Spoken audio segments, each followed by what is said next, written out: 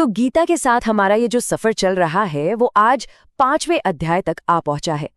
ये अध्याय एक बहुत ही गहरे, बहुत ही अपने से लगने वाले सवाल को छूता है। सवाल ये कि इस भागदौड़ भरी जिंदगी में अपने सारे कामों के बीच क्या सच में शांति मिल सकती है? चलिए देखते हैं। अच्छा, अब तक की बातचीत से हम दो बातें तो साफ साफ समझ चुके हैं। पहली तो ये कि कर्म से बचना मुमकिन नहीं है। जीवन है तो कर्म तो रहेगा ही, ये उसका एक अटूट हिस्सा है।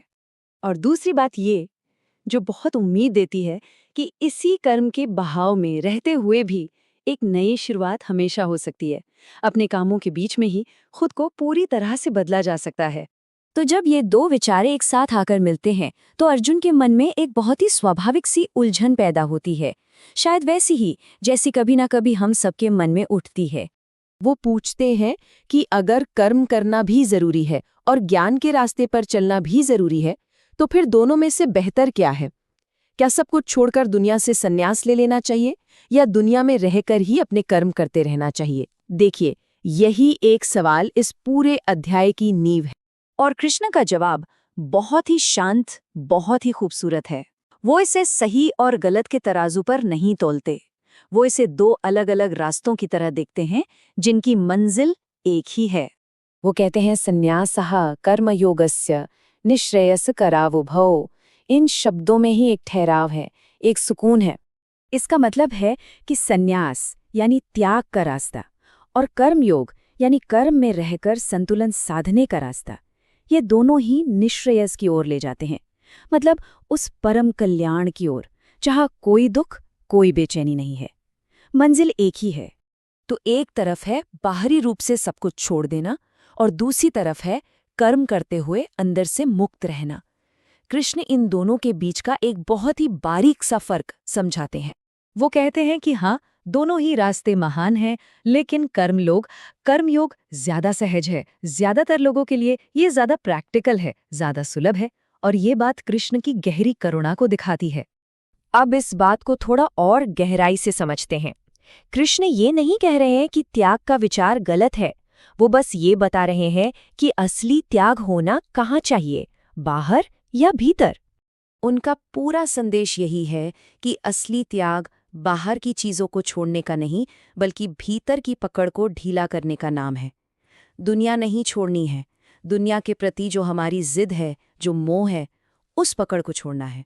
इसको ऐसे समझिए, जब हमारा मन किसी चीज को अंदर से कसकर पकड़े रहता है तो वही काम हमें एक बोझ की तरह लगता है, और जब अंदर से वो पकड़ ढीली हो जाती है तो वही काम हमें शांति का अनुभव कराता है। काम वही है, बस भीतरी भाव बदल गया। तो ये सवाल उठता है कि ये जो बोझ है, ये जो बंधन है, ये आता कहाँ से है? कृष्ण का जवाब थोड़ा हैरान करने वाला है। वो कहते हैं ये हम पर थोपा नहीं गया है, ये तो हम अनजाने में खुद ही बना लेते हैं। इसी अध्याय में वो कहते हैं न कर्तृत्वम न कर्माणि लोकस्य सृजति प्रभुः। मतलब ईश्वर न तो किसी के अंदर मैं करने वाला हूं का भाव पैदा करता है और न ही किसी पर कोई कर्म थोपता है। इसका सार बस इतना सा है कि बंधन हम खुद बनाते हैं। एक पल के लिए इस पर सोचिए, हम कितनी बार महसूस करते हैं कि जिम्मेदारियां हम पर डाल दी गई हैं, कि हम तो बस हालात के मारे हैं।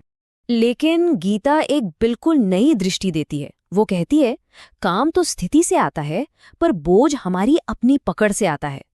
काम और बोझ ये दो अलग अलग चीजें हैं, और जब ये अंदर की पकड़ थोड़ी ढीली होती है तो इंसान के देखने का नजरिया ही बदल जाता है।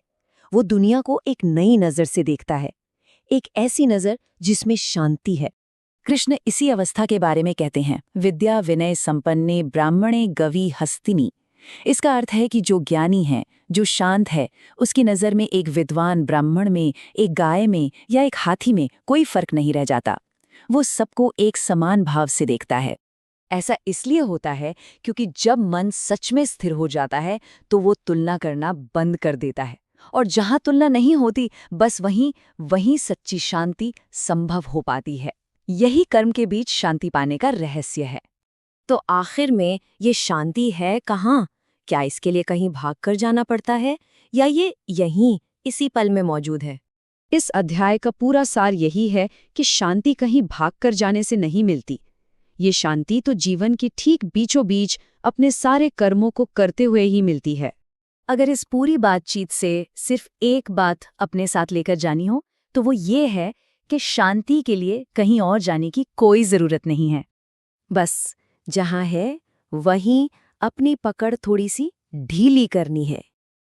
लेकिन यहाँ एक बहुत ज़रूरी सवाल उठता है कि अगर ये मन इतना ही बेचैन है, इतना चंचल है, तो फिर ये स्थिरता आएगी कैसे? कमाल की बात यह है कि अगले अध्याय में कृष्ण ठीक इसी सवाल को उठाते हैं और मन के स्वभाव पर एक बहुत गहरी चर्चा की शुरुआत करते हैं।